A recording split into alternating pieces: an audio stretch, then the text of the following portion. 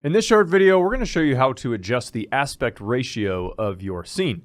This is useful for if you were trying to make something or a scene unique to mobile or some other sort of device. And so we're going to walk through how to do that very quickly. All right, let's get started.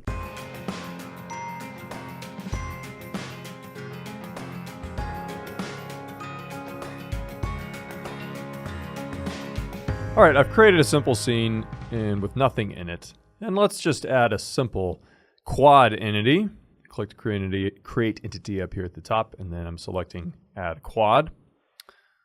All right, and I'm just showing you this just so we can get some sort of reference of how this works.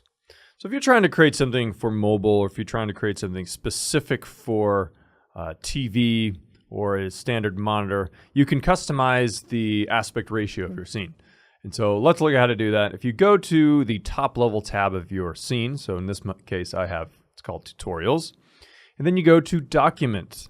These are the global settings for my scene. If I go to document, you'll notice that I can choose from the size, I can stretch it. If I drop down, I can choose aspect ratio.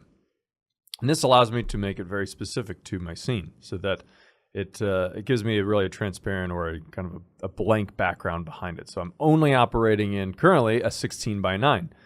I can also, there's some presets. I can do 16 by 9, 16 by 10, 21 by 9, and so forth. Then I can also switch it. So if I want to make this, let's see, here we go, 9 by 16 for mobile example, or an upright TV. There you go. That's the way to do it.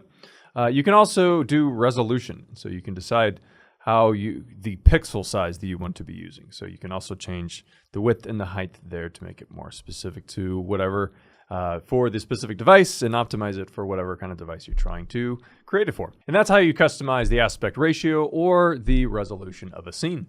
Thanks for watching.